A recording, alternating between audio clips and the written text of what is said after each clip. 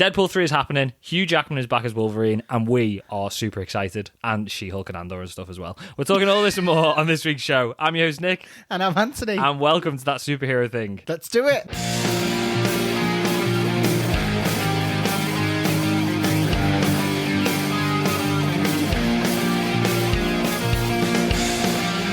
Right, I'm desperate to talk about Deadpool 3.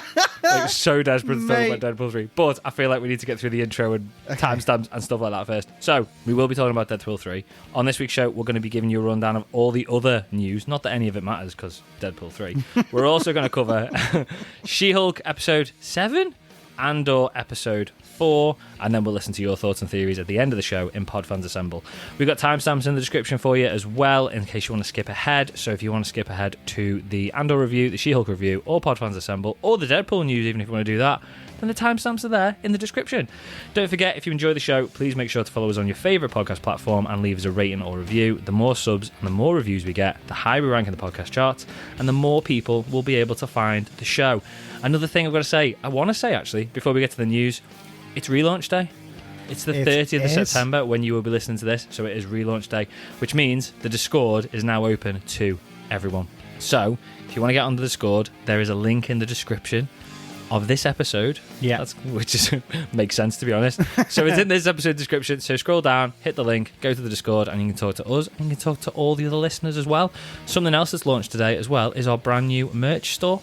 Again, there's a link in the description as well. Yeah. If you want to support the show, you can go on there. Look awesome. They do look good, don't they? I mean, I designed them, so I feel like I'm not allowed to say they look good. But you know what? They look good. Anyway, news. Should we talk about news now? Yeah. Ryan Reynolds on Tuesday completely broke the internet. Yeah. Out of fucking nowhere. I know.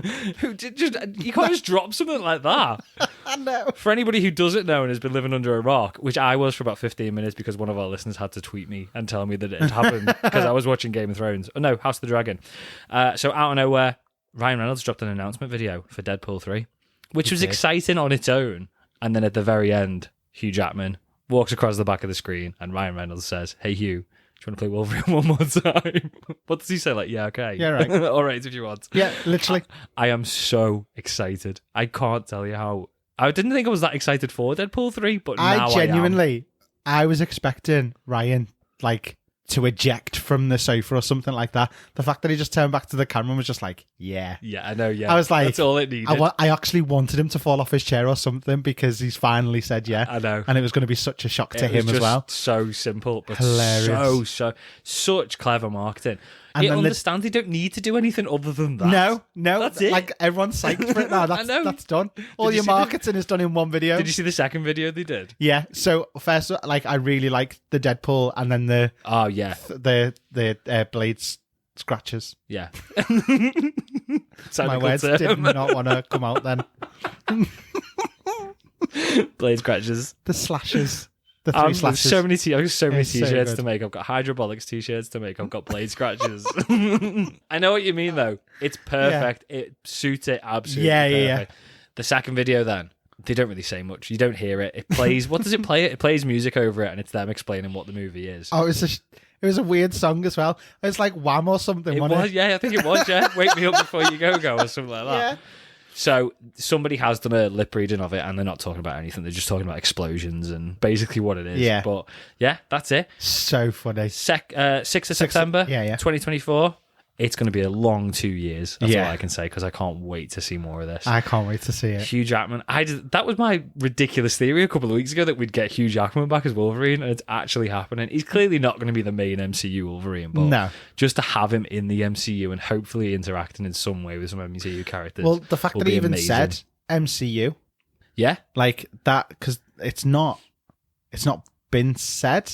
No, but I think it's understood. It's been alluded to. Yeah. But it's not actually been said, and that's the first time they've actually said we in now the MCU. Have canon, full confirmation that's going to be canon, yeah. Yeah. Amazing. So excited. Anyway, there's other news as well I suppose we should cover as well. So, Power Rangers reboot rumours. That's really hard to say. So, we already know that Netflix has got a Power Rangers movie and a TV series on the way, but this week, SFF Gazette, that's hard to say as well, have revealed some new details about the reboot. So they've said that it's going to be the same team in the movie as it is in the series. So I think they're going to like launch it with a movie, and then we're going to get a continuation of the series from there. Are we getting Rita back? I don't know. It's going to be new Rangers. So it's not Mighty Morphin Power Rangers, completely new team, but there is a rumour that we are going to get Zordon and Alpha back. So we could get Rita back as well. It's going to be a completely different... Rita was the best baddie. She was good. I liked Lord Zed. They were all good as a kid. Nah, Lord Zed, Rita. Goldar. What was the pig called? It wasn't Porky Pig, that's a different pig. What was the pig called? I don't know. There's listeners sitting there now screaming at whatever they're listening to it on. Pudgy Pig. Was it Pudgy Pig? I don't know. You don't even remember. No, I think it was Pudgy Pig. I remember. Might be wrong. Was he in the original film, the one with Ivan Ooze? Yeah, but he looked completely different. It's Yeah, like in yeah. the cartoon, it was like just a head. It was like MODOK the pig, basically. That's kind of what it was, with like little arms and legs. So, but again, I don't know. We might be getting him back as well. They've said it was going to be a more mature tone, so similar to the last movie. The Zords, which I think is good, are going to be used sparingly. So don't expect them at like the end of every episode. Okay. I think that's good though, because they should be like the big thing. It should be like last ditch effort to win, rather than like let's just get the Zords going. And then final thing is Japan is rumored to factor into the series somehow. Don't know whether it's going to be set there or whether it's going to have something to do with the story, because obviously it's to do with the Super Sentai. That's where it came from. That's it pretty much. It feels like a bit rumory at the moment, but I am excited for this. I know Power Rangers is still going. It must be in like series 34 or something by now. But I think anybody who actually cares about Power Rangers massively is now an adult and probably doesn't like the shows anymore because they're very kiddie. So I think by turning it a little bit older to appeal to the original audience. Well, this is why there was such a good reception with that fan-made one. The one that we talked about a few weeks ago, didn't we? It was brilliant. If we got that now, I'd be all in. Oh yeah, I would. All in. Yeah, something similar to that would be great. Again, though, it's a different team. This one apparently, but again, it'll still be good. Some She-Hulk news, kinda. So again, I take this with a pinch of salt, but there's rumblings on social media that it is actually going to happen.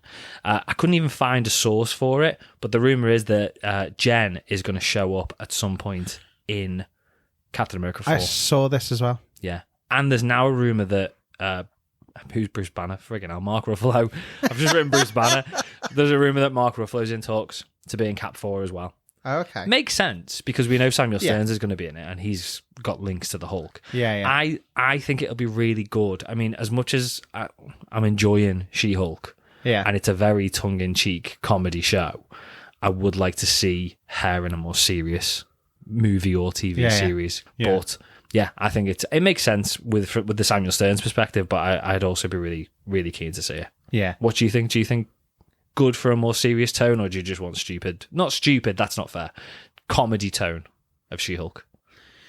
I'd like to see kind of the more gritty side of it. Yeah. But if it's a fairly gritty film and She-Hulk is the light relief within that, I'd also be okay with that. Yeah, I get it. Because you can do the grit and still have those like comedy elements. Do you know what I mean? Bring her in as the comic relief, basically, without making her look stupid at the same time, though. It's a balance, isn't it, I suppose? Sticking with Marvel, then. So we've got some Werewolf by Night reactions. So it's not coming out till the 7th of October, but Disney's been holding like special screenings in the US for some lucky reviewers, basically. Overwhelmingly positive reviews from pretty much everybody. We've got James, I mean, there's loads of them, but some examples. James Viscardi has said, the Marvel Disney Plus shows have been a bit all over the map quality-wise, but Werewolf by Night is easily the best thing they've done, which is great. Rohan Patel has said, Werewolf by Night is deliciously twisted and a fantastic tribute to classic monster movies. Super violent with a morbid sense of humour and plenty of heart. So again, sounds really good. Rotten Tomato reviews are out as well now, because it was I think the people who were allowed to go to the screenings aren't allowed to give any reviews at this stage. Okay. But it was a convention, I can't remember what it was called. It was called like Fan Fest or something, like Fantasy Fest, I think it was. They showed it there, but obviously nobody had to sign an NDA. I don't think anyone's spoiled it yet, but people have started putting their reviews on Rotten Tomatoes. It's at 100% on Rotten Tomatoes. Bloody hell. It's a perfect score on Rotten Tomatoes. So I am looking forward to that. That's amazing. That's not far away now. It's only a week away. Oh, yeah? Week and a bit. Yeah. tomorrow, Friday the 7th of Yeah, October. yeah. It's coming out. Yeah, we'll be covering that on the show. We don't know when yet. We haven't figured that out, but we'll be covering it on the show. Yeah. Sticking with Marvel, Wakanda Forever. So the runtime has been confirmed for this. Okay. Have you seen this? No. So it was originally rumored earlier in the week by, I can't remember which theatre it was, but it was a US theatre listing, had put it down as 2 hours 41 minutes, and Disney have now confirmed it. So it's going to be the longest MCU movie since Endgame. I feel like it needs it. I do. I feel like we just need a longer MCU movie, to be fair. But this, if any of it's going to happen, if any of them are going to be it needs to be this. Yeah. There's a lot to pack in. Yeah, to do it justice. I agree. Because not only have you got the death of Chadwick Boseman, Yeah. So essentially we know that, the whole Black Panther actual thing is going to be changing. It's going to be going to someone new. Yeah. There's going to be that story needs to be established in some definitely. way. But then you've got the introduction of Namor as well, and that needs its own time as well. Yeah, you don't just want to bring him in as like a baddie who's like, I know he's not going to be a bad guy. I know he's going to be like sort of like an anti-hero. Or he thinks that Wakanda are the bad guys and vice versa. But you need it doing properly. From what we've seen as well, it seems like there's quite a political stance on it. Yeah, because it's the whole everyone fearing Wakanda for what they possess. Yeah, and that kind of thing. And I actually think that will need time to explore, and I'm totally okay with it. I'm fully invested. Yeah, definitely. So I've got no problem with it whatsoever. It surprises me though that it is the longest. I mean, it needs to be 2 hours 41 minutes. Yeah. But when you look back at like Thor: Love and Thunder was sub 2 hours, which is mental to me still. Yeah, and even Multiverse of Madness was 2 hours 6 minutes. Yeah, it's like that shit feels and like look it how should much have been. happened in that film. Oh, I know, because there was so much in it, but it felt a little bit rushed. So I'm glad that they're not. Again, I think it with the tone of it. Ministry. Well, Multiverse of Madness was very comic. Yeah, do you know what I mean? It was funny. I know it had dark elements to it, but it was comedy. I feel like people are going to kick off if I call it a comedy, but it was at its heart like an action comedy. Yeah, and obviously Thor: Love and Thunder was as well. Yeah, you can't. I think the shorter run time is okay, makes those okay. Yeah. But you couldn't do it with this. It needs to be a longer film. Feel like it's got more heart to it. Basically, I was going to say it's got to have heart, and that's the difference. And you can't rush through that at all. Last bit of news then, not DC or Marvel related, and kind of not superhero related either. But sorry, The Last of Us teaser trailer came out this week. So Monday was The Last of Us Day, and HBO basically dropped the first trailer for it. Do I need to finish playing it first before I watch the series? I don't know. I would imagine so. I think they're going to make some tweaks. I got stuck in an alley. I can't get out. I don't even know where that is. There was an alley at the start of the game. How far in were you? By the start of the game. I was playing it and I thought this is quite good. Any idea? And then I got stuck in an alley and I was like, I literally haven't got a fucking clue how to get out. Do you of even know it's about zombies yet?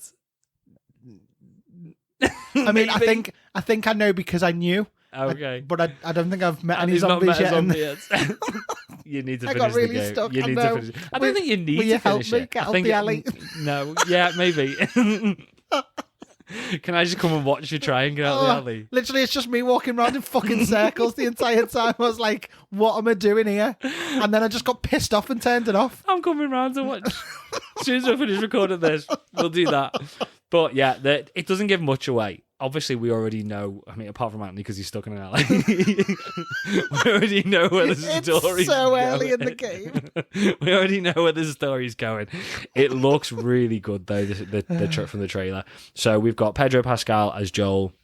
We've got Bella Ramsey as Ellie, who was Lyanna Mormont in Game of Thrones. She was really good in that. The Giant Slayer. The Giant Slayer? Yeah. Was she the Giant Slayer? Didn't she kill the giant in the... She was the kid. Yeah. Don't know. I can't remember that. She died killing the giant, didn't she? She did. Yeah, I remember now. Yeah, yeah. The Giant Slayer. Yeah, I just can't remember it being referred to as that. She wasn't. That was my own. That's Anthony's name for her. Just so random that that's your name for her. I stood up and put my hand on my heart and gave her a minute's silence after she did it. You shall be forever be known in this house as the Giant Slayer. Anyway, we've gone off on a tangent. Sorry. It looks really good. She's a brilliant little actress, so I'm really She interested is. to see what she does with Ellie. You've probably not met Ellie in the game yet because she's at the end of the alley. But it looks really good. It looks really eerie. really, obviously, really dark as it's gonna be, but you only like see a couple of shots. Of I'm the really zombies. feeling dark tones at the minute. Yeah, so I'm in a dark space. We've gone off on one again, or I can feel like we're going off on one again. I'm sorry. Anyway, looks boss. There's a really good shot at the end of a clicker. Anthony's got no idea what a clicker is, but for people who've played the games, do you know what the clickers are? Yeah, that's it. Yeah. It looks perfect. Maybe I've got further. Maybe in the subway. I can't remember. Oh, I mean, I've played the game. I need to play. I was gonna get the remake because they've completely remade it from scratch, haven't they? Last of Us Part 1. Okay. On the PS5, so I was tempted to get that. But I don't know what I've got around to it yet. You'll have like the remaster. You've got PS4, haven't you? Yeah. So you'll have the original remastered version. Okay. But this is another remastered version from scratch. I think I may have got to the subway. Okay. I can't remember what that is, but yeah.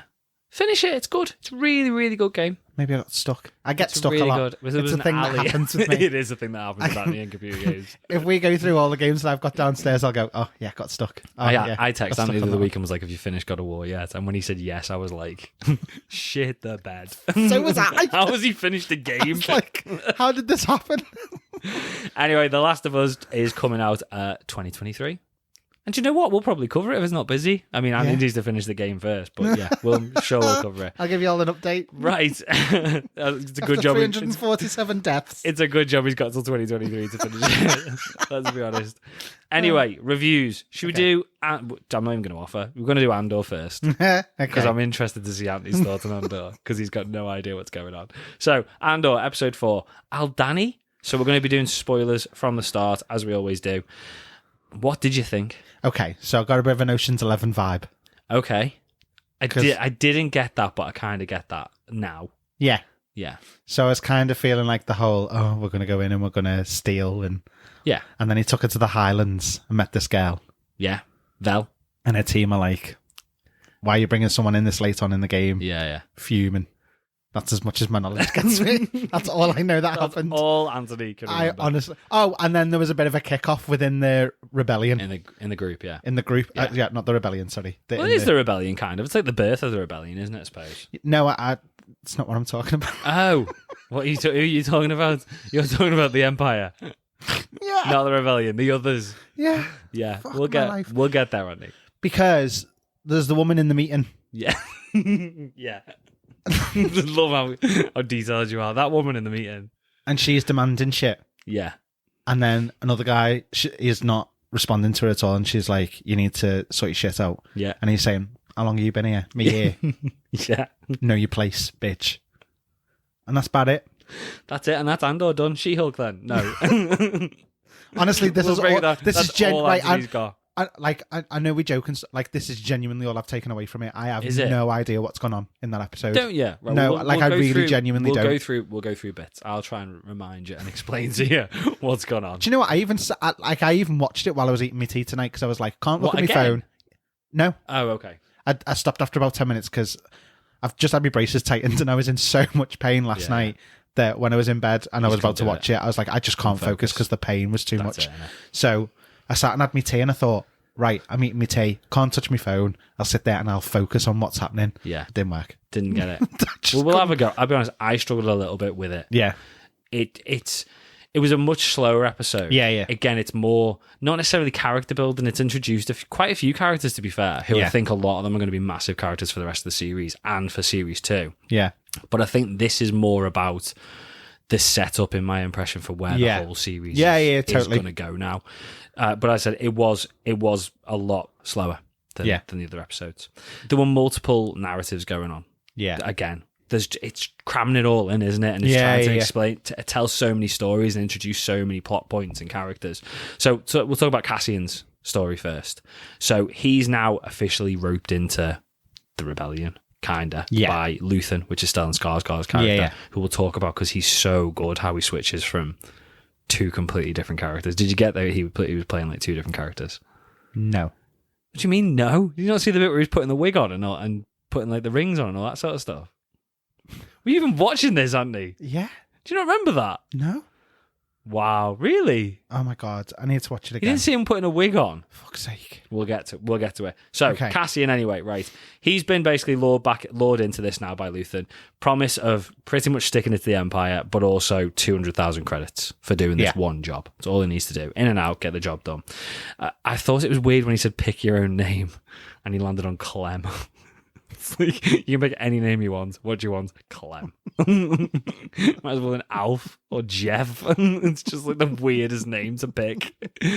Maybe it's because he's got such an exotic-ish name like Cassian. It's like, I want to go old man-ish. I can't think of another. Frank. Exactly. Bloody Clem.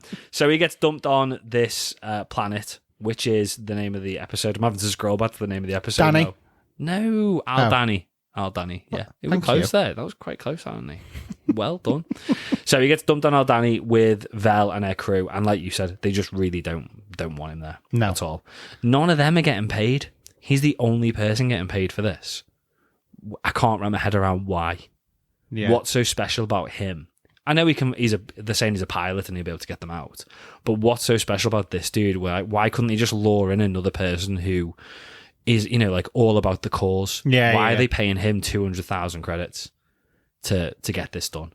And my thought was, is it because Luthen sees Stellan Skarsgård's character? Is it because he sees something or senses something in him? Maybe is he a bit force sensitive?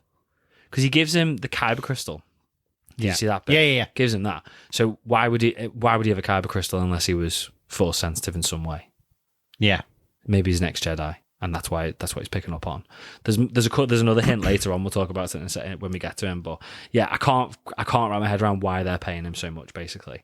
And then basically the rest of his story is him meeting the team. They don't like him at all. I think they're going to start to warm to him and see him as like friends. An asset. Yeah. Heist friends.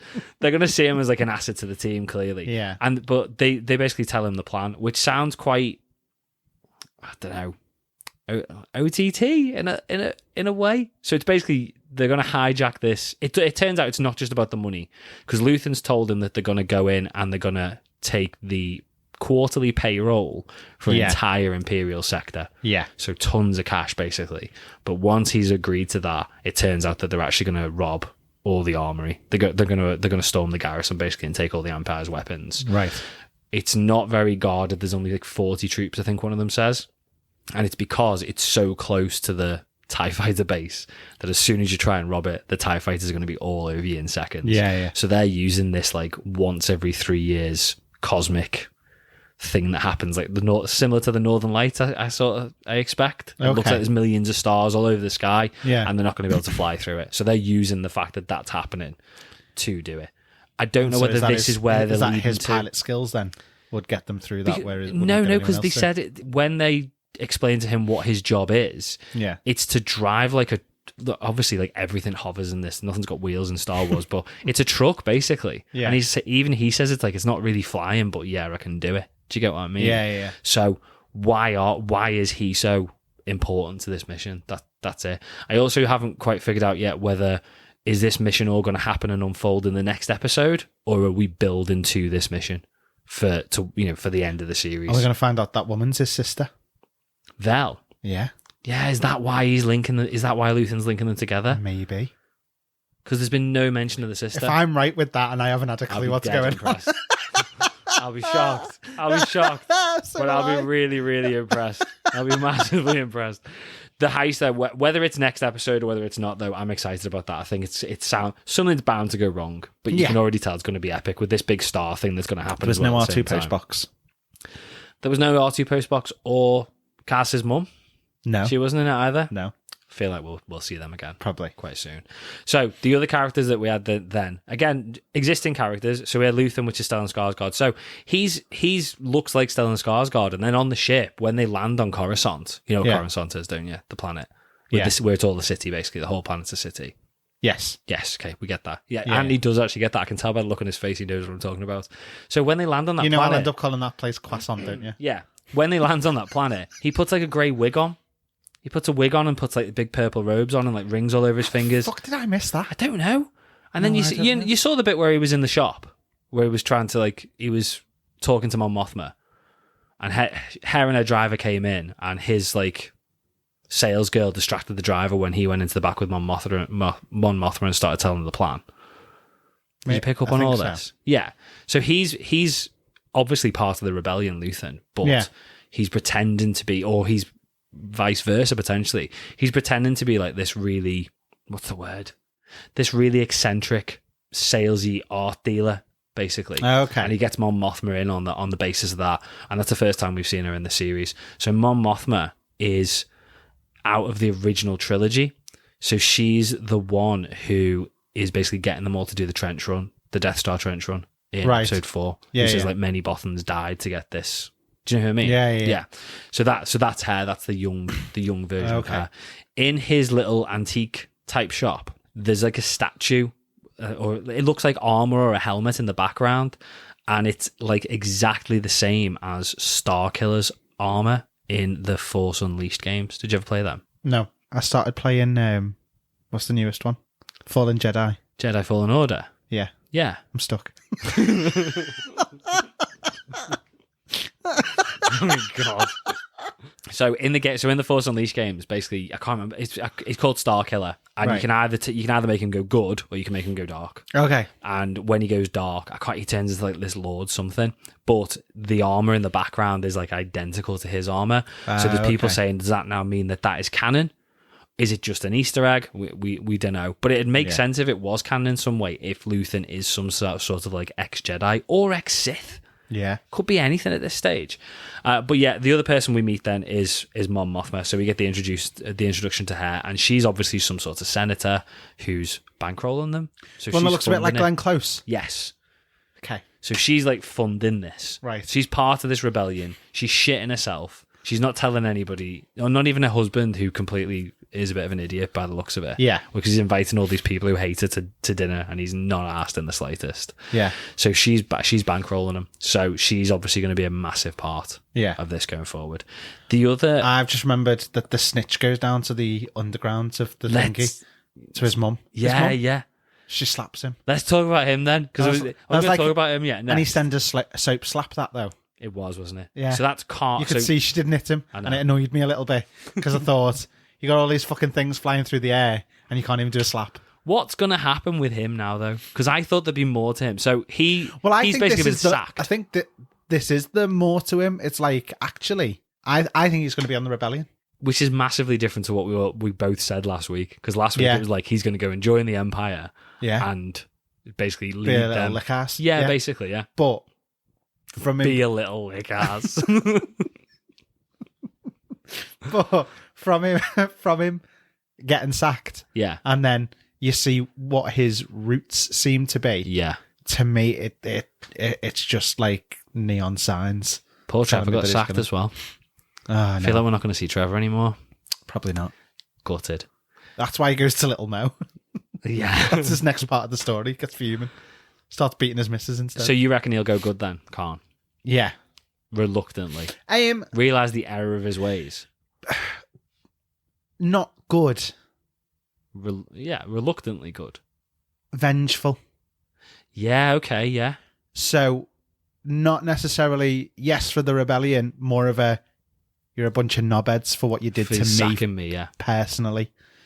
Do you get what I mean? Yeah. So maybe not like a 10 in arc, but he's out for himself. Yeah, definitely. And I think that's what it's going to be. And if his revenge aligns with somebody else's plan, he might go along with it for a while and then do that. You know, in all those films and stuff, when they do that little knowing nod and then they go their separate ways. Mm-hmm. Maybe it's something like that. Potentially, yeah. Yeah. He's potentially caused like massive changes to the story of Star Wars. Not like it's retcon something that we already know.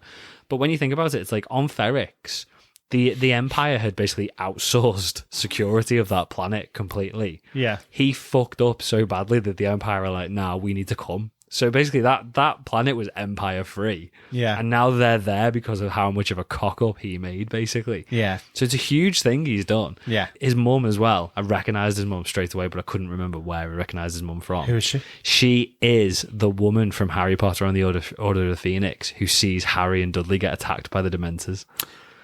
Is that hair? That's hair, yeah. The little old neighbour. Yeah, I couldn't tell who it was. As soon as I saw it, I was like, I know you're from somewhere, but I don't know where from. And I was sat for like 15 minutes mulling it. I paused it. I was like, what the hell is she off? Going through IMDb. I love that even in Star Wars, you got your nosy curtain twitching neighbours across the way as well. Exactly. Nothing to see here, Pam. Oh, yeah. That made me laugh. Yeah, I like that.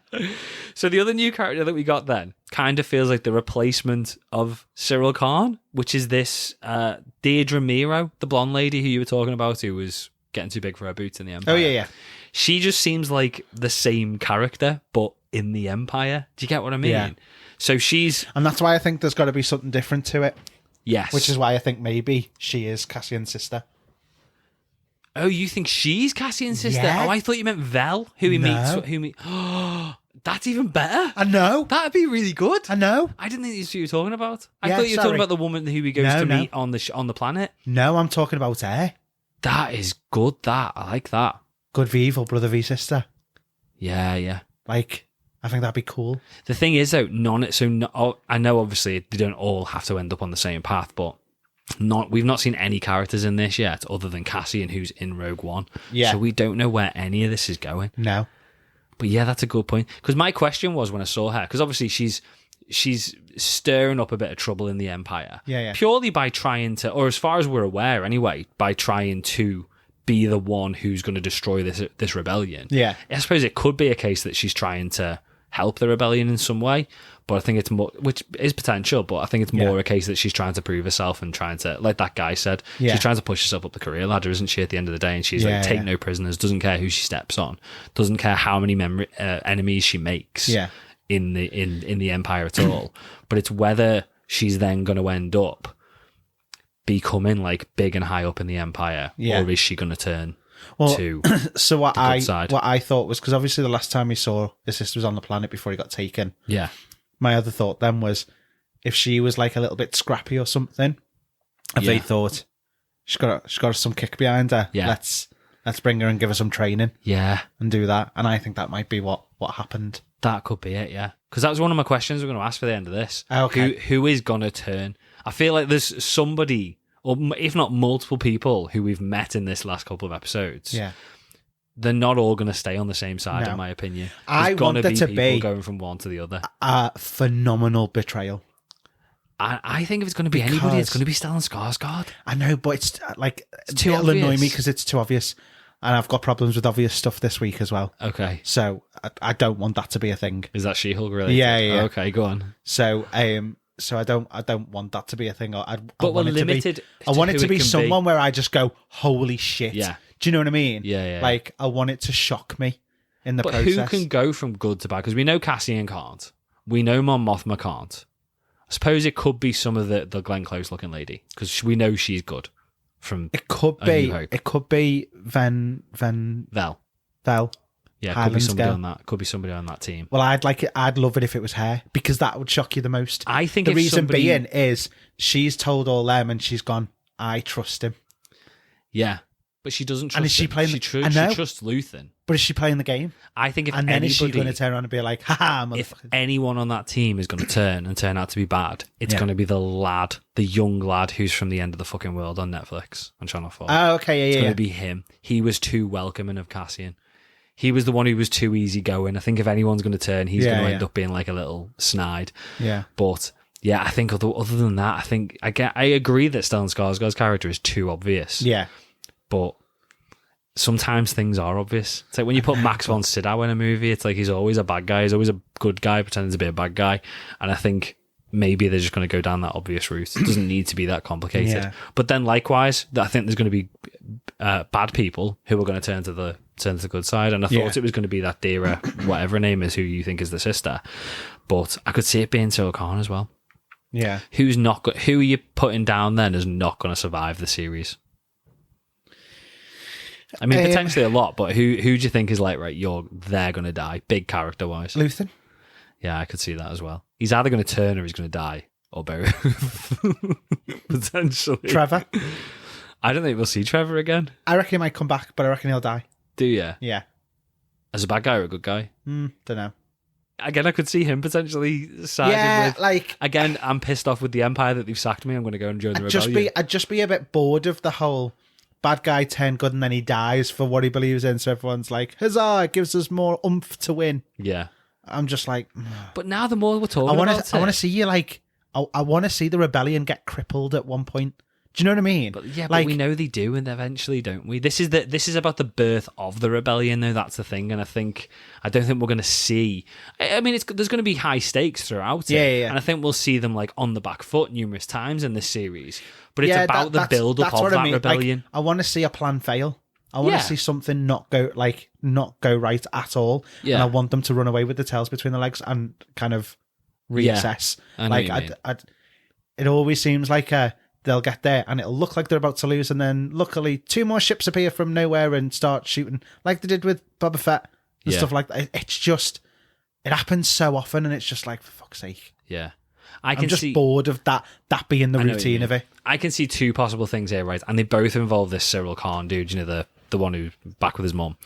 Yeah. I think we're either going to see him be so pissed off and sort of like lost faith and hope in the Empire completely that he's going to join the rebellion and he's going to end up being a big part of the rebellion. Yeah. Or he's going to somehow get into the Empire. He's going to find out that the blonde lady is siding with the good guys because it turns out she is Cassian's sister, and he's going to shop her to the Empire to raise his career with the Empire. There's going to be loads of backstabbing and double crossing. Yeah. What do you think? Before we sort of wrap up on it, though, what are your thoughts on it then? This extra episode in, are you still loving it as much as you were after episode 3? No. Why? Because it's the only slower. reason. No. The only reason is because I just struggle to understand what was going on. There's so much information to take in at this point. Yeah. And as somebody who's not, I enjoy Star Wars. I'm not well versed in it. Okay. If that makes sense. No, okay, yeah. I'm that annoying person that's like, can't remember. I know the basic names, and do you know what I mean? Like I knew that the piece of jewelry was important. I can't remember what it's called again crystal. Now. Like I knew that was important, but I wouldn't have been able to tell you why until you've told me. Oh, okay. So now that you've explained it for me, I've it. enjoyed it a little bit more. Yeah, okay. But just sitting and watching it, I was a bit like, yeah, I'm here for the action.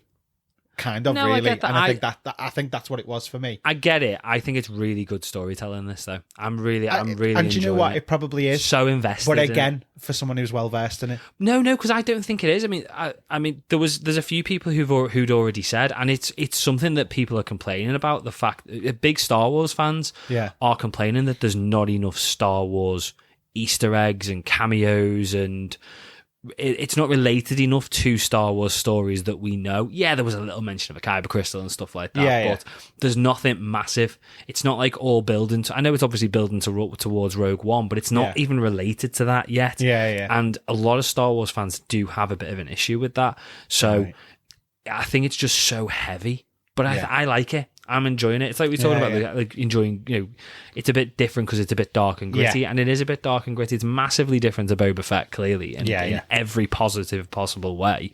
But I think it's doing a really good job of slowly telling the story. Yeah. To the point where you'll end up caring about these characters. This was another 40 minutes of character development, but you're starting to get to know them. And I think it'll be like it was with the first 3 episodes. It was quite slow for episodes 1 and 2.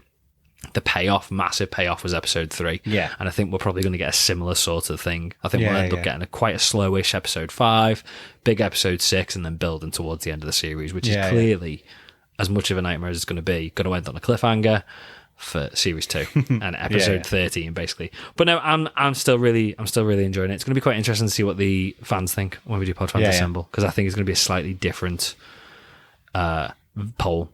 Yeah, I haven't even looked at the full results, but last week it was like everybody unanimously loved it, and I don't think we're going to get that this week. Should you talk about She-Hulk episode 7, The Retreat? Yeah. Spoilers. I've not told Anthony what I think about this so far, but go on, Anthony. Take us through She-Hulk. Okay, so I actually really enjoyed it. Okay. I really did enjoy it. I thought it was very funny. Amazing. Right. What pissed me off really. Okay. So obviously, we start off with her dating Josh. Yes. So we're seeing kind of her going through the stages of dating and the flirting and the getting close and stuff like that. Yeah. Then they sleep together. She wakes up the next morning. I was like, I can tell you right now from the camera shot, he's gone. Yeah. And he was gone. And then he's not Josh. texted her back. Bastard. I know, right? Yeah. So straight off, I was like, oh, well, here we are. He's just like all the other guys again. Yeah. Wonderful. And I said to you, weren't wrong. what did I say to you last week? I can't remember. Do you remember? No.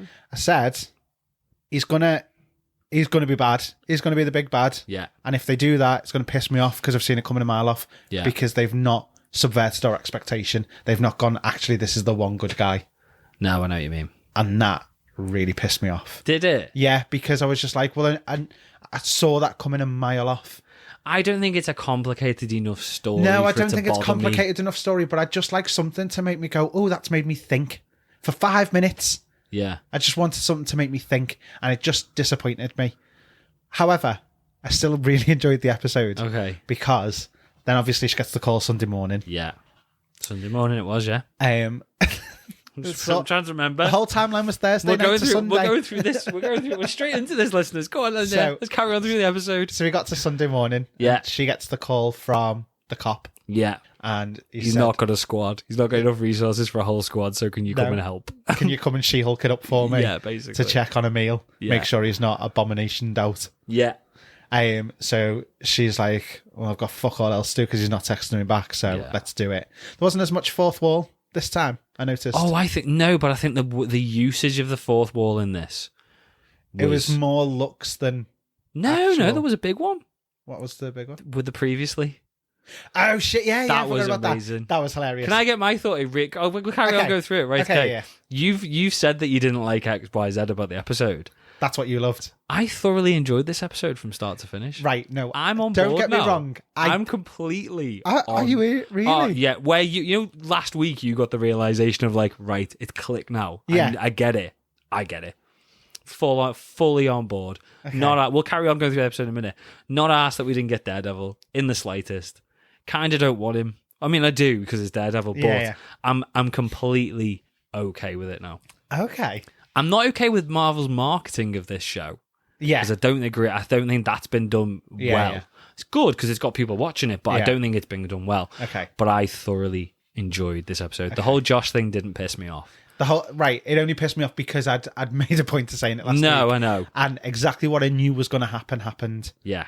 And I was just a bit like... No, I get that, but I think I wouldn't say it feels lazy. It's a bit obvious. Yeah, but that's the show. No, I know, and I think that's why I'd said it last week because I knew that was probably going to be the outcome.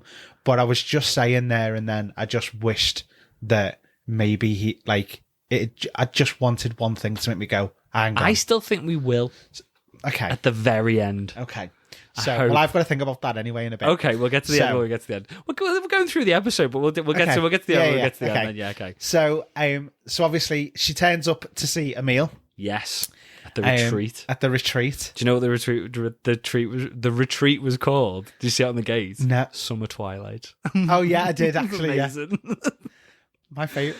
Blonsky is fucking brilliant. Yeah, and was the funniest thing ever. He's so good. Yeah. What they've done to Emil Blonsky. If you They've turned him into Trevor. Yes, they have. Hadn't even thought of that. They've turned him into Trevor. If you told me before this is what they're doing to Blonsky, I'd have been like, fucking hell, I'm Emil. What are you doing? He was such a good character. Because, right. Honestly, I just want to hear someone kick off and he's like, indoor voice. I know, but that's what you're going to get. But that's not what I wanted. When we covered it, this is the Emil we didn't know we wanted. It is. It's totally like when that. we covered not She-Hulk. When we covered the Incredible Hulk, when we did the She-Hulk countdown, we didn't particularly. I mean, I quite enjoyed the movie. You didn't enjoy the movie, the original one, the Ed Norton one. But we both agreed that one of the highlights was how dark and gritty Tim Roth was, and how he was such a good, deep character. And because of how dark he was. Yeah. And then they've turned him into this. Total and he's 180. just as good. Yeah. Tim Roth is brilliant. But I love the character. So do I. I love him so much. So do I. Sorry, go on, crack on. I just had to get me love for Blonsky out on this one. He better not turn bad. No, I know. I'll be annoyed I if like he does. good abomination. Yeah. So obviously they check his ankle bracelet, his ASBO. His inhibitor, yeah. Which isn't broke. Which isn't broke. It's all sorted. He just electrocuted himself. He was saving his favourite chicken princess. Did you hear him later as they're walking through? He's like, hello, princess. Hello, princess. So God. And then suddenly a fight breaks out, all out of the blue, and it's a matador and a bullman. I was just for the first 20 seconds, I was like, "Fuck, what's this?" I think I'd seen a clip. I don't think I'd watched the clip. Yeah. I'd seen a photo of it, and it was Mamble and whatever. I've got his name written down here. It was L something? Hang on, I'll get it. Oh, El Aguila. His name is the Matador. What does that mean? I don't know. Oh, okay. But I saw the picture and I was like, I don't want to watch this week's episode of She-Hulk. This is just getting stupid now. Yeah. And then when Mamble first appeared on the screen, I was like, here we go. And I reckon about 10 seconds in, I was like, these are the best characters in the MCU ever. They gave me couple vibes. The codependency. Yeah. It's just so good. Right. And it's so obvious. It's a bull and a matador. But he's not a matador, apart from the little bit of matador he did in college. And then Bullman's disappointment when he found out, what? It was You so did that? good. So anyway, we're introduced to those two. Yeah. And then it's all about Jen trying to get out of the place, get signal, all that kind of stuff. One trick that they missed. What? She's trying to reach up dead high to get signal. Yeah. I was really gutted she didn't turn into She-Hulk to just get that 9 foot higher to go, more signal. No. And she didn't do it. And I thought, oh, that's a trick that you've missed there. Yeah, it wouldn't have been amazing, but I'd have gone, haha. I get it, yeah. She's Just getting straight higher. up, straight back down again. Yeah, I know what you mean. But no. But then she finally finds a spot, and it just so happens that it's the room where they're holding the meeting. Yeah, like Their an anger management intervention meeting. This was so stupid, but amazing. Brilliant. Right. Loved every second of it. Was perfect. So honestly. Yeah, so we're introduced to Porcupine. Yeah, okay. We're going to talk about these in a bit more. Yeah. We're introduced to our camp vamp. Saracen. This is Saracen. He thinks he's a vampire. Yeah. He's not. Yeah.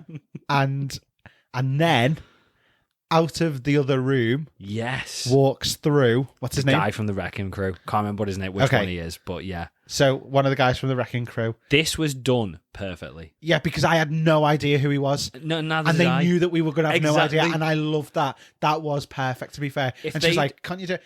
If they put it in the previously at the start of the episode, it would have been too obvious. Yeah. It's the fact that they knew they couldn't put it there, so they put it here, and it was spot on. She looks at the camera, she's like, "Right, we're doing it." Previously on She-Hulk, it's like it was perfect, to be fair. The best fourth wall break of the series. And then, so obviously she shulks out. Yeah, she does. Yeah. Does she attack him? Okay, into the neatly piled chairs. Oh, okay. Can't remember that bit.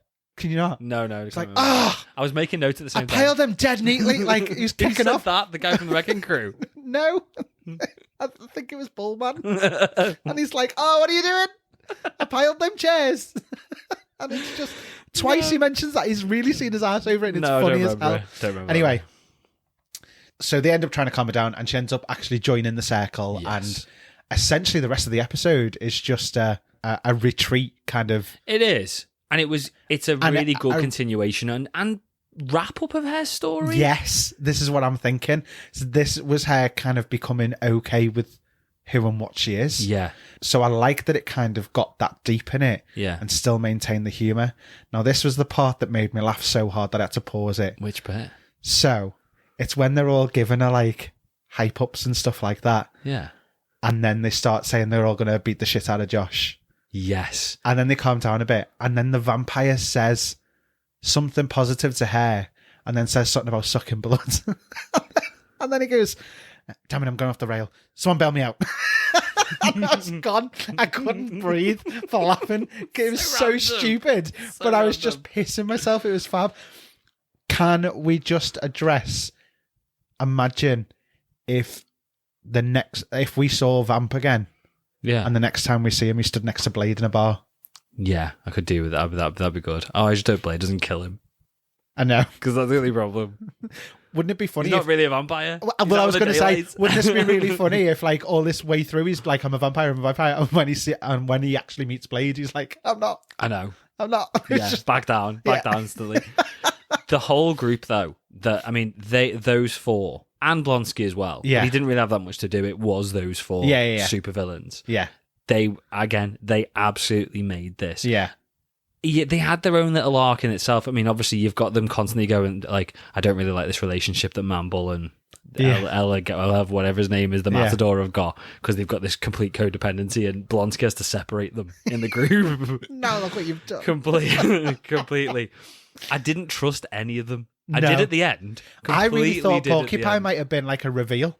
Yeah, I did. I thought he was going to be a reveal. I thought it was, or I mean, it wasn't itself, but it was not. I thought it was either going to be a reveal or it was going to be like Josh, a good cameo. Yeah, I know what you mean. I thought we were going to get one or the other, and we didn't. But I was still really well done. It was hilarious. To be fair, did. I was fine with it.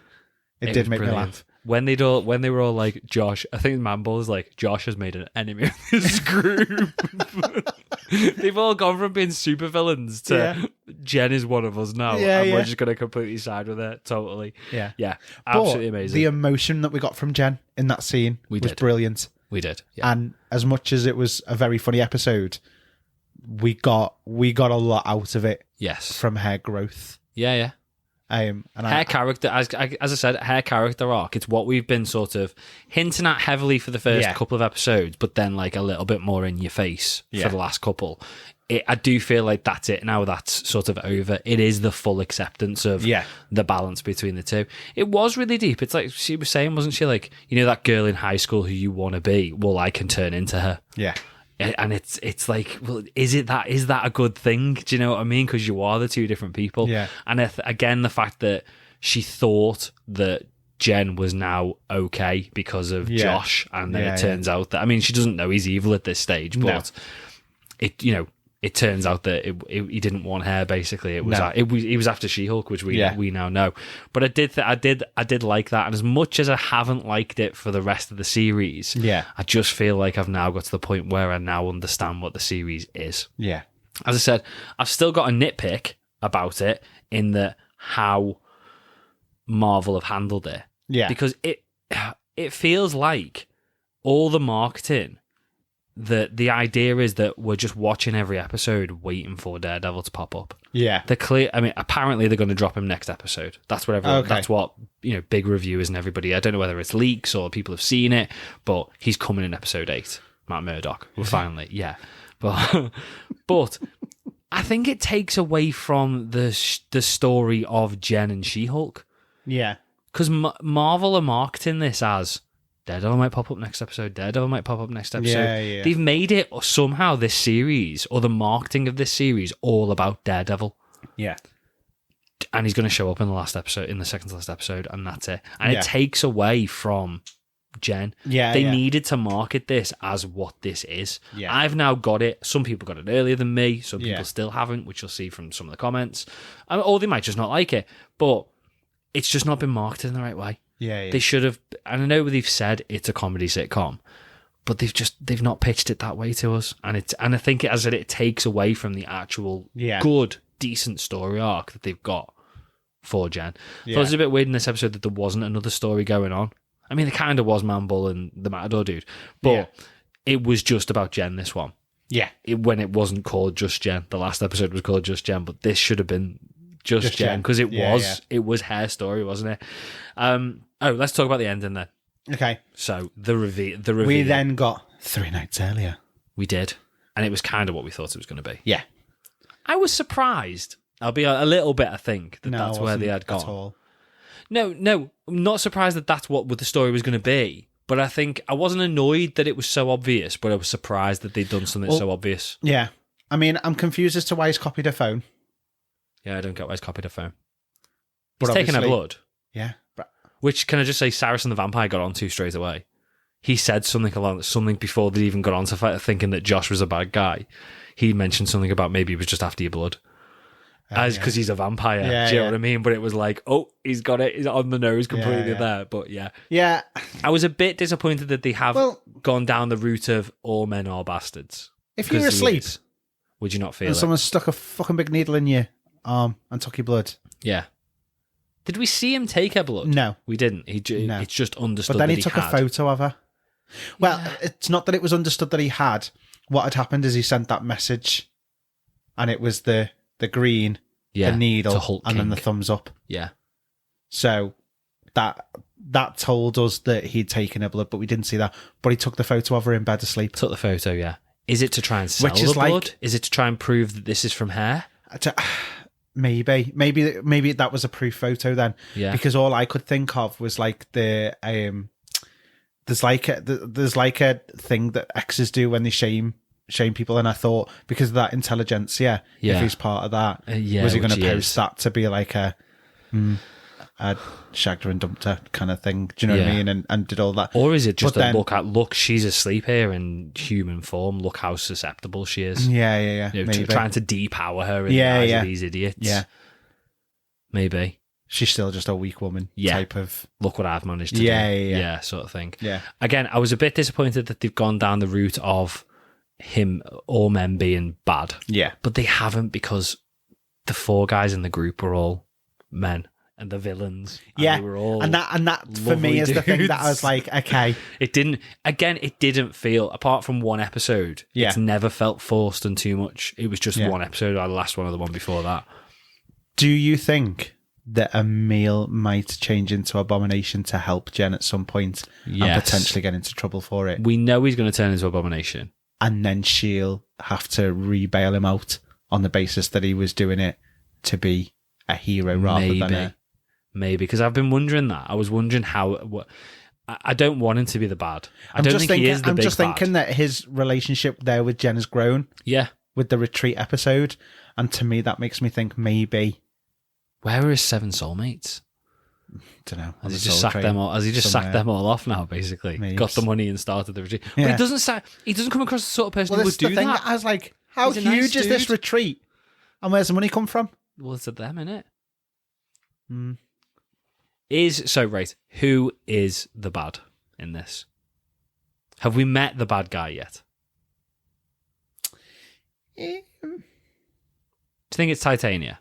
No. Do you think it's Blonsky? No. Could it be Blonsky? No. Are you completely against it being him? I'm completely against it being him. I'm like 99% it's not him. But there's still a little bit of me that thinks it could be Blonsky. Could it be Nikki? Out of those 3, I'd lean more towards Nikki than Titania or Blonsky, to be perfectly honest. Yeah. So, the reason I've said... I mean, it's not the reason I've said Nikki, because I've already thought it as well. Yeah. In the comics... Okay. There is... Holy crap, has Anthony done research again? There is a character... Yeah. Called Nick. Okay. He is the son... Yeah. Of Agatha. Nicholas Scratch. Nick Scratch. Yeah. So she could be Nikki. Yeah. She wore Wasn't the rabbit Nick Scratch, though? Necklace. Mr. Scratch or whatever. She just called it Mr. Scratchy. Yeah. So I don't know whether that was just an Easter egg or something. It's a big reach, but I kind of like it. But she's got the pentagram round her neck in that episode when she does the 4th wall break and glances at the screen. Yeah. The fact that she can glance at the screen when Jen's supposed to be the only one that can do it. Yeah. There's just... Was Nikki the demon who conned Madison into doing whatever she was doing? Imagine. It's been her all along. It was Nikki all along. Yeah. Oh, I don't know how I feel about that. No, well, I don't think... I like the idea that Nikki's not good. I do. Yeah. But the questions I'd have to ask are... I don't think that, or the statements, I don't think that would fit this whole intelligentsia taking her blood sort of thing. I don't think it would, and I think that there's potentially like a... I'd love there to be a two-way thing. Like she beats whoever that is, and then it turns out Nikki's also bad. Yeah. But why would Nikki have been with her from the start? Because Nikki was with her before she even became a Hulk. Or at least we think she was. Yeah, she knew her. She already worked with her and stuff. Yeah. But there was nobody you could tell that that's what was going to happen. Was she already friends with Jem because she was cousins of Bruce? Was she already friends with Jem? Avenger. Was she already friends with Jem? Has her mind been tricked to think that she was always friends with Jen? Yeah. And she's actually only appeared on the scene. Look at what Agatha was doing with Wanda and where was she? Where was it? Westview. Yeah. So is she trying to work her way to get close to the Avengers in some way? I love this theory. I love this theory, yeah. I don't think it's going to be right. I don't think this series When are my theories ever right? I don't think this series is that deep. No, I don't think it's that deep. I'd love for it to be that deep. Imagine if that's what it is. Yeah. And the reason that she's around is because she's trying to find Agatha because she's locked in her head and no one knows where she is. Yeah. Yeah, I don't trust, as much as I love the character of Nikki, I don't trust Nikki anymore. Yeah. I don't know why, but I don't. Big bad then. Could you imagine if we don't get the answer to this? Yeah. And then we get the Agatha Harkness series. And then at the very end, Nikki shows up. Yeah, that'd be so good. I'd be like, I'd be even happier with that. I'd be even happier with that. My prediction then, talking about this intelligentsia thing, I really struggled to say that. I would like to think it's either going to be MODOK or Samuel Stearns. Yeah. I think it's more likely to be that dude from Baywatch. The dude from Baywatch? Yeah, the one who she went on a date with, who was then a client of Mallory. Do you reckon? Yeah, I think it's going to be something so really, really simple. And he'll just be some absolute woman-hating moron. Crank. Yeah, I think that's more likely to be where it's going. Yeah. I really do. I hope it's not. I'm okay with it now if it is. I wasn't a week ago. I've come to terms with it. I've come to terms with it. It's not that I've come to terms with it. I feel like I now understand what the series is. Yeah. And again, I blame Disney. I blame Marvel for the marketing. But I now get what the series is. Yeah. I'd love them to throw a complete curveball. So I'd love them to throw one. I don't think they will. No. I think that's where it's going to go now. Yeah. I think it's going to be, we're going to get a bit of Daredevil to please the fans next episode. Yeah. And then that'll be it. We'll then get the last episode being the reveal that it's this dude from Baywatch. I can't remember what his name is, but yeah.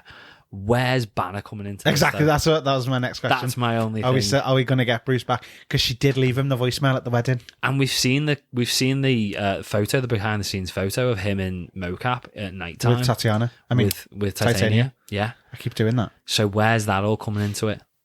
Yeah. I don't know what's going on. I don't know what's going on at all. This bad guy can't be Sicarian. It's not Alien. I don't believe for a second it's Alien. No. So, because I was thinking in my head, is he going to have Hulk? Is he going to have control of Hulk and he's turning him bad again or something like that and he's going to be controlling him? But that wouldn't tie in with the fact that Hulk's left the planet. I don't know. I'm really confused. But kind of in a good way again. Yeah. I feel like, I don't know whether it's just because we're so close to the end of the series now, or whether it's because things are starting to come together a little bit. Yeah. But yeah, I don't think we're going to be, maybe not pleasantly surprised isn't a nicer way of saying it, but I don't think there's going to be anything major. I think it's all going to stick to a very simple comedy, light-hearted tone. There's not going to be any sort of like massive suspense there at any stage in this.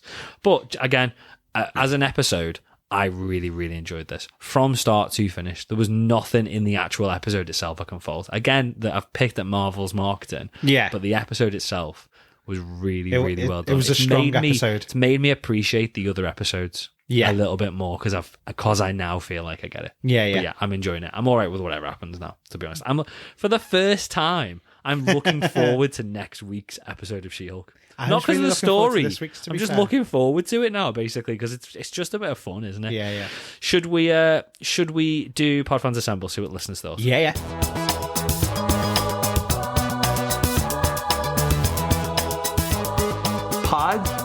Fans Assemble. So we started as usual with our poll to see what you thought about this week's episode. Of Andor, we're doing first. Of Andor, sorry, yeah. 65% loved it. That's a big difference from last week. I mean, that's really good, but that's massively different from last week. 30% said it was okay. Okay. Hang on. 5% hated it. Quick maths, that. If I was included, 29% would say it's okay, and 1% would say, huh? Yeah, that's it, innit? That we didn't have any hate on last week's on the first two episodes at all. No. So as much as it's only 5%, which is still really low for some of the things we've covered, that's still a big deal. Still a big jump. But I get it. As much as I'm enjoying it, I get it. It's slow. It's slow and thinky. Rachel Miller said, enjoyed episode 4 a lot. Very different tone to the first 3, but it looks fantastic and has me hooked on what will play out next. Really good stuff. Amazing. Mrs. Christensen said, amazing, well directed, a really good storytelling.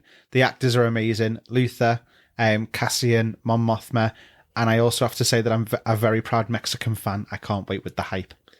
I can't with the hype. I completely agree. Something I did notice and it was at the very start when it was the conversation between Luther and Stellan Skarsgård and Cassian. And I know I know it's big budget anyway. Maybe this is a stupid thing to say. It felt like a really big budget movie. Just the level of acting. Yeah. As much as I couldn't understand what they were saying to each other. Yeah. Or what they were talking about. It just feels like the acting in this is really, really top notch. To be fair, I did also love that we got the fighter jets. Yeah, the tires going over the top when they were hiding behind the boulder. But just the level of acting in this series is good, and it's big. I mean, Stellan Skarsgård is brilliant, and Diego Luna is really good as well.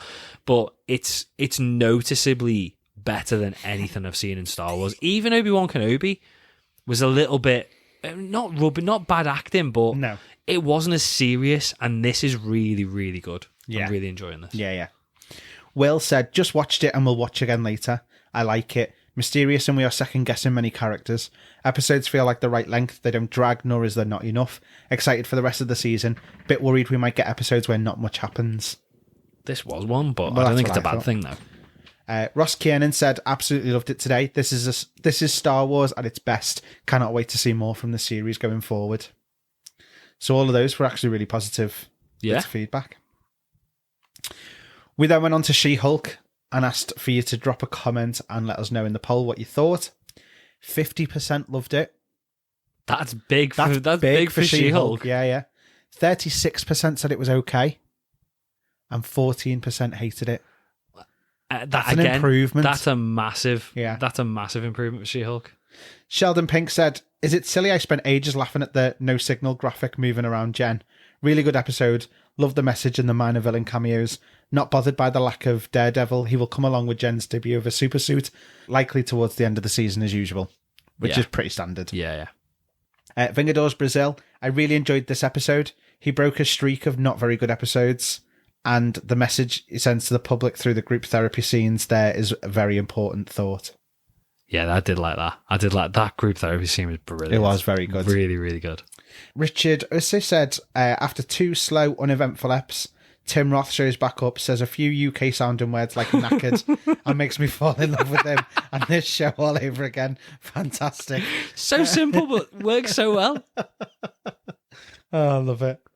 I was listening to a podcast this morning, actually. Yeah. And they were reading out a message from somebody. And the person said they phoned someone instead of called. And they were like, they're Canadian. Really? Just because they said they phoned them. Just phone. Yeah. Here's my fave again. Bargain bin, Harley Quinn. Amazing. That sinking feeling of waiting for the other person to text back. I felt that. To be fair, I felt that too. Yeah, That's I did. Not very nice. Not with people texting back. It made me think of what I'm like every time I post on Twitter for the show. I post them. It's like, where's the likes? It's like me every Thursday morning when I post the Pod Fans Assemble. Please let us know what you thought of the episode. And for the first 2 hours, nobody sends and then a it's message. you retweeting going, no, please. Please send us some messages. I absolutely loved the group therapy scene. I was waiting for it to be a swerve and was so relieved when it turned out that they were all so genuine. The Josh reveal wasn't unexpected, but it still hit. Also, the soundtrack to the show has been absolute. And then just put fire emojis. It has been good, to be fair, the soundtrack. I've added quite a few new songs to my Apple Music since She-Hulk kicked off. Fair play. The guy who asked commented, boring AF. Right, I don't agree. And whereas I wouldn't normally like things that are that simple, I get why people aren't. I still get why people aren't enjoying this show, because it's not it's not what it's been marketed as. Yeah. And it's not a it's a superhero show in the sense that it's got superheroes in it, but it's not a superhero show. Yeah. And that's not what people have expected from this. It's not what I expected. So I get why people aren't. I think to some people it is the last minute of the episode was the only little bit of story that they're really that bothered about. Yeah. Whether right or wrong, but I get why some people might be bored through the episodes. Yeah. It was funny, this one, though, I'll be dead honest. Yeah, it was funny. Ross Kiernan said, I actually really liked it this week. With the Abomination back, it felt like earlier episodes of the series, and in general, it felt like the series is back on track. Yeah. Keith Baird said, unfortunately, I've not finished the first episode. I got the feel it literally wasn't for me, which is a shame, as she was one of my favourite characters. Disney seems to be ruining Marvel for its long-term fans. Don't think they're ruining it. But again, it's massive. It is massively different. If you're listening to this, though, go back and watch them. It gets gets better. Yeah. I quite liked the first episode, though. The first 2 episodes, I thought it was really good. Me too. But it does lull. It definitely lulls in the middle. It does. It does. But it was stick with it. But the elf on it. What was the name? Oh God, yeah. I can't remember. The Asgardian shapeshifting elf or whatever. Yeah. I think if you're not loving it, this series, I think stop. Yeah. Stop now and wait for it to be over. It's 20-minute episodes. Just binge it. Get through it in a couple of hours, and I would imagine that you'll appreciate it more because you won't be waiting another week for another 2 minutes of story. Yeah, there'll be gaps in it still. Yeah. But you'll be able to pick up the story and run with it quicker. Yeah. So yeah, I'd do that. Peacemaker said this was not much to say apart from the fact on how the show seemingly has no direction except for 1-minute teasers that will only amount for a lackluster ending. I almost gave up on this show, but just about mustered the strength to watch this. 3 out of 10. I agree. It's probably going to be for what you're at. If that's what you're after, I think it's going to be a lackluster ending to the series. Yeah, but I don't think it's about that. No, but I agree. Yeah, I agree with that. Movies for Real said episode was a lot better. Actual character development finally for Jen, and the side characters were the best part. Actually, was laughing for once. It's been a while. Haha. It was hilarious. Hopefully it can nail these last 2 episodes, and also Josh being bad was so obvious. Haha. Yeah, it was. Not wrong. The Grind said, a lot of fun. Once realising what this show was, I've really been having fun with it. Brings the laughs and a nice change of pace. Exactly. And then he's got a gif for Jen saying, just remember whose show this actually is. That's it. You've just got to get on to what this is. You got onto it before I did, but I'm with it now. Yeah. Steven said, turns into another episode where nothing really happens for any overall story. She gets therapy to feel better about some life things, but that's about it. And 10 seconds again at the end, the show with the tiniest bit of any bigger picture. Again, not wrong. No, it's not. It's deeper than that, but it's not wrong. Yeah. Not wrong at all. Jerorian said, it's the best episode so far. Love the new characters like Manbull. I love Manbull. I think it's probably the best eepisode so far since episode 1. Do you know what I would absolutely howl at? What? If Titania came back again for a 3rd time to kick off, and then just out of nowhere, Manbull just fucking charges her side on. They all defend her because they're like, she's part of the team now. Yeah. Be completely alright. I think Titania. I'm just doing forward rolls on I think. Amazing. I think Titania's story is just going to be a longer version of these guys' story. She's going to end up siding with her and being not necessarily a mate, but I think it will be like kind of matey. They kind of hate each other, but they kind of like each other at the same time. Like that mutual respecty type thing. Not even just that. I think they'll kind of like each other, but hate each other at the same. It's going to be a proper love-hate relationship. Do you know what I mean? Okay. I think that's where they're going to go with it in the end. Khalil said, it's literally getting worse. It's not. I get, right. But do you know what? I get it though. I do get it. I know, right. And this is the thing. Like I said last week, the 2 negative comments that we've had so far. I mean, actually, we've had more than 2 negative comments. We have. But like Peacemaker turned around and said, "This is why there's no direction. There's only the minute teasers. I feel like it's going to have a lackluster ending." He's given me like stuff that I can. Okay, I get you. I understand. Yeah. It's when you're just saying boring, or when you're just saying getting worse. In what way? Just tell us. Give us more. You're not wrong. No, no one's wrong. And I just think I don't know whether it's like the English A-level in me, but I just need backups for your answers. Do you know what I mean? Dissertations next week. Come on, 2,000-word essay. No, I'm joking. But I just we'd love to know why. Open the conversation. That's all I mean. Just open that conversation. Yeah. Space Glenn said, I enjoyed it. Could have been longer, but it's been the same for all episodes. Hope it's good enough for a season 2 with more writers and a bigger budget. I do. I hope we get a season 2. I do. But they marketed better. Can you imagine if she ends up being a lawyer on Sakar for a while? That'd be interesting. Or something like that. Yeah. Telling the Grandmaster to chill defending the Grandmaster. Stop using his stick. That would I just feel like that interaction would be amazing. The Grandmaster and Jen. I need that. Right. I can just see the Grandmaster sitting down with Blonsky and Mamble in that group. Yeah. That'd be amazing as well. Yeah. Are you still watching? It was Lee from I Was Still Watching said, for me, the entire show has been poor in comparison to the other Marvel Disney Plus shows. Again, the thing depends on what you're after. Now, I know that Lee is a big comic book fan. Okay. So again, if it's like varying from what those comics, I can understand his point of view there. No, fair point. Meanwhile, back on the podcast, said, this was one of the better episodes of She-Hulk. It was more measured in its messaging. I didn't feel as much cultural sermonizing on this one as I have in the past ones. I agree. Yeah, it was really well pointed. Yeah, really it was well really refreshing to see some male characters that were characterized in a redeeming light. And yeah, this is what I liked about the retreat. Yeah. It was, apart from her, it was all men. Yes. And it was... They were all lovely. Yeah. Yeah. It's good. Weird. Super villains. But lovely. Brilliant. That vampire man. Porcupine was my favourite. It was just like, I've gone off the rail. Like he really was trying to bring himself back in. I've gone off the rail. Someone bail me out. Oh, it's so stupid, but so good. La Abula Tuerta. So, guys. Thanks for giving us a complicated name for Andy to read. Guys. The best bit of my day. Just another filler episode where it only happens something in the after credits / ending. Mambo looked like he came from a 90s Disney TV show. He did. But that's why I loved him. Yeah. That was the point. I was totally okay with it. I was good with that. I wasn't at first, as I said. I saw the picture and I was like, I don't want to watch this. I loved that he had arm hair like the, like the cowboy tassels. Yeah. He's so good. We still haven't seen Frogman. Can't wait for that. It's going to be the next episode, isn't it? Frogman? There's like a super villain called Frogman, yeah. Amazing. So, yeah, we're going to see him in the next episode. I'm all about this. Yeah, I'm all for that. Okay. Sleepy Dad said, there's a real mirroring of the real world response to this and Jen's appreciation of herself. I'm loving the real world response mirroring. I do. I think it's very, very clever. Yeah. Whether they knew it was happening or whether they're doing this as it goes and editing it I to that. think they've got to have known it was happening. I think they did.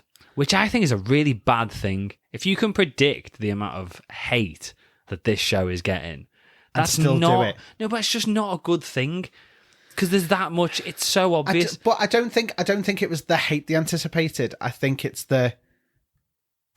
Right, that's not me saying that people who think it's boring are wrong. That's not No, the people who I'm talking no. about. I'm talking about the people who hate this show just because it's a super powered woman. Yeah. I'll be honest, I didn't think, and I know we've been through Captain Marvel and stuff like that, but I'd forgot or wasn't aware that there were that many, I'm sorry, morons out there. And the fact that Disney knew this and it's that obvious, that scares me. But at the same time, I like that the way they've done it is the same as putting one middle massive finger up at them all. And I like that because they're doing it without being offensive, being rude, or in any way, shape, or form. They're just going, we know it's here and it's here to stay. No. Yeah, exactly. And I'm all good with that. Absolutely. The best response to somebody like that, even in real life, in my opinion, when somebody tries to be that like nasty and stuff like that, is to just laugh at them. Yeah. And this is just Marvel laughing at them. Yeah. It is basically. Yeah. And I that's what I love about it. Yeah. Completely.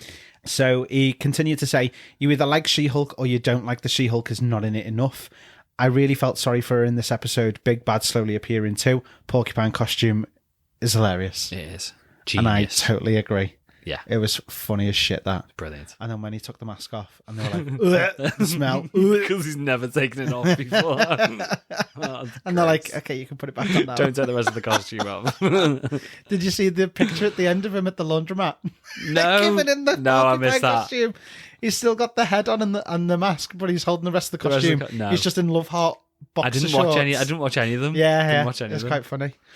And then Benno surname.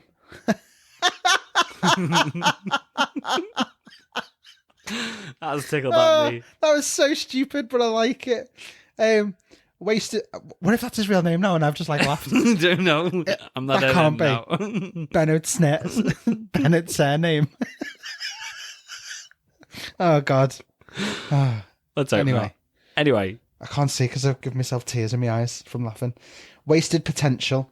To give the protagonist her first character development after 7 episodes, while every other character is either a cameo, a stereotypical cliche, or an NPC with exactly one character trait, is too little too late. I don't think it's the first bit of character development. I think it's been less. It's been less obvious. Yeah. I mean, I've still got onto it personally, but I think it's been less in your face. Yeah. This is the first time that she's actually sat down and had therapy in an episode. Yeah. So this is just like blatant character development. This is like whereas in your face. I mean, we got all the stuff about her disassociating herself from shit. Like that's character development. Yeah. That's her trying to stand alone from it. Yeah, exactly. So we've also got SV £. I mean, I don't even know how I'm supposed to say that. Go for it. You know who you are. Episode was great, was funny as always, and really leading Jen showing how superheroes need help. Just can't wait to see her rip Josh and whoever this hulking head off. That's going to be interesting. Her actually meeting up with Josh. Yeah. We Needed Rhodes podcast said, we need the Emil Blonsky superhero Shrink spin-off now, please. We do. Yes. We do. There's so many characters. What if he becomes the new Shrink for Moon Knight? just in general. You never get Tim Roth to just be popping up in random episodes like that, just And as how do you feel the about Shrinks. Yeah, that's what we need him as. Can he shrink Trevor? We need. Can we him have a as- scene with him shrinking Trevor? So good. So much potential. Ragnarok said, meh, at least the last minute showed something similar to a plot for a whole show. Getting pretty frustrated with the lack of story. And I think this is somebody where it hasn't clicked.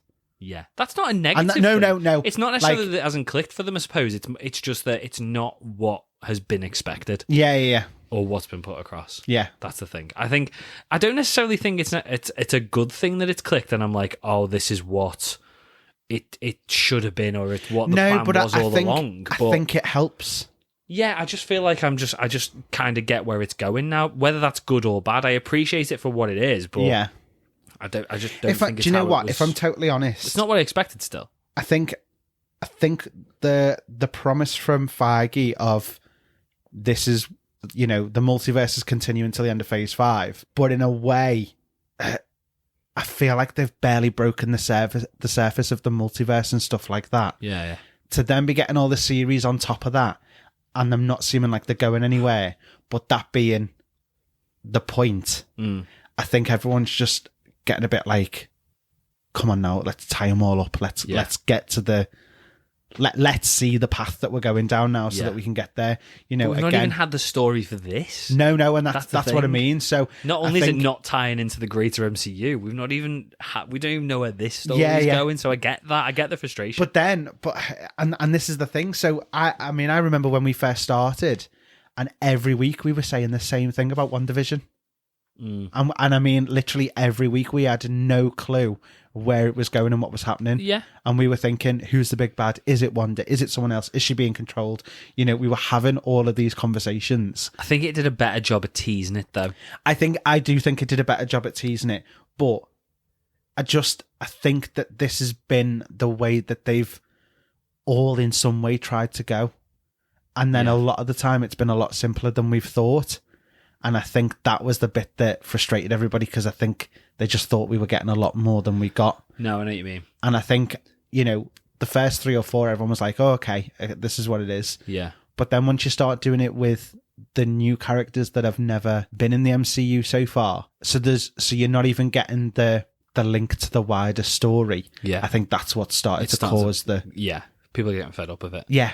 So you're talking kind of between Moon Knight, Ms. Marvel, and She-Hulk. All new characters, all new starts, all that kind of stuff. Whereas before that, you had people that were already established in the MCU. So you kind of stuck with it because it was part of their story and you're already invested in them. Yeah. We're not invested in these people because they're new. And I think that has had a detrimental effect to people's response to the whole thing, if that makes sense. I think you'll appreciate it in the end, though. I think I think we'll get a payoff. It's been a whole series of character building of She-Hulk. It was a whole series of character building for Ms. Marvel, and that will pay off when we get to the Marvels movie, because you'll already know that character, and that's why the MCU in general, particularly for like the last 2 phases, not necessarily including this one, but the previous 2, up to Endgame, was so good, because you could start a film with no character introduction whatsoever, and you were okay with it because you'd already known these characters. Yeah. Because we built them up for the first 5 or 6 years. We've not got that anymore because contracts have ended. We're into new characters. Yeah. This is the build-up of those characters again. It just feels different because they're not as familiar a characters. Yeah. But also, we're spoiled a little bit in, and nostalgia is not the right word, but we're spoiled of having films where there was constant links to previous things. Yeah. And whilst there is the odd little Easter egg, we're not seeing that overarching story coming through yet. No. And I think we just all need to have a little bit of patience with it, because we're going to get to phase 5. We're in phase 4 now, aren't we? We're in phase 5 now? I can't remember. Whatever. We'll get to the next phase. We'll get to the end of this, and we'll be like, right, it's all paid off. Yeah. It's all paid off. I think we're into phase 5 now. Are we? I think Thor was the end of phase 4. Yeah, I can't remember. Remember. I know Doesn't really it's matter, either just but- happened or it's coming. Yeah. The thing is, right, once we start getting to the end of these big movies, once we start to get to like Secret Wars and the Kang Dynasty, you're going to get to the point again where you start in that film and you'll just have Ms. Marvel, She-Hulk, Moon Knight dropped in. We won't need to have any sort of like juxtaposition of who they are, what their characters are about, or anything like that. And this is the work behind that. And we have had that work to do before. They were just more familiar characters, so it didn't feel as much of an effort. Yeah. But I mean, what didn't we say, like Infinity War? It's like Infinity War starts off the back of a post-credit scene from another movie. Yeah. That's a lot of work it took to get to that. Yeah. We're just having to do that work again. Yeah. There you go. Me rant's over. Are we done? Podfans Assemble. Yes. Did that make sense? That's everybody. Does that make sense? Good. Okay. Thanks everybody for getting involved. Cheers, guys. Before we do the wrap up, let's do patron shout outs. So thanks to Geek and 8, Kenneth, Night Spearhead, Richard, Jessica, Avid Gamer, and Sheldon for supporting the show. Patrons get exclusive access to our bonus podcast, Into the Podverse, with new episodes every month. This month, we're still in September. We did Fantastic Four Stick. Yeah. It was crap, but a good episode. Kind of enjoyed going through it and exploring what could have been from that movie. Yeah. This month, it's October. It's Halloween, spooky season. Spooky Halloween. We are doing the New Mutants. Did you? Oh, that's scary. You know Scrubs? Yeah. You know Ted? How have we gone on to this? Go on. So you know Ted's band? They actually did Yes. a Halloween song. No, I didn't know that. Yeah, they did one of their a cappella songs when they released an album, and in that album they had one that was called Happy Halloween. Amazing. Was that it? So ridiculous, but it's just brilliant. I just wanted to let people know. There you go. If you didn't Available know, now on iTunes. if you didn't know, listen. Anyway, I thought we were done with tangents, but clearly not for this episode. We're doing New Mutants this month's Podverse. I know, yeah. But it'll be good. It's spooky Halloween. Look, it was that or Morbius, like, so. Can't you lucky stars that it's the New Mutants? So that'll be available at some point this month. We'll let you know when that's going to be available. Yeah. Patrons also get discounts off merch and the ability to listen to the show being recorded live every week. If you'd like to access all of the extra content and support the show, you can head over to patreon.com/thatsuperhero thing or hit the link in the description. Yeah. Yeah. Otherwise, thanks for listening. Don't forget to come back next week for our reviews of She-Hulk episode 8 and Andor episode 5. Yeah. If you don't already, make sure to check out our socials at Twitter, Facebook, and Instagram for all the latest updates on the show and calls to action for next week's Podfans Assemble. As we said, if you've enjoyed the show, please make sure to follow us on your favourite podcast platform and leave us a rating or review on Apple or Spotify. Helps us out massively. The more subscribers and the more 5-star reviews we get on those platforms, the higher we go up the chart and the more people will find the show. Other than that, though, I think that's us. It isn't actually Friday yet. It's Thursday night. So I'm going to go home and I'm going to prep for relaunch day tomorrow or today when you're listening to it. Or as I've been thinking of it, Hocus Pocus 2 Day. Hocus Pocus 2 Day? We're not going to cover that on the show, but I am excited for that. So excited. Are you hyped for that, are you? Do you know what?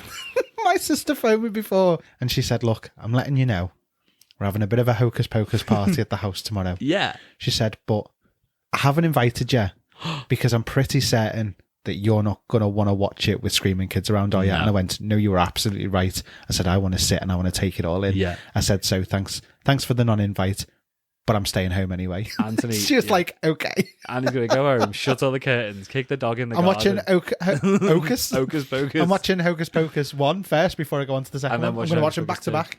So if you're on the Discord today as the first day, don't expect to get anything out of Anthony. No. Because you're not getting it today. No. All right, brilliant. Cheers, guys. Speak to you Thanks, next week. guys. Bye-bye.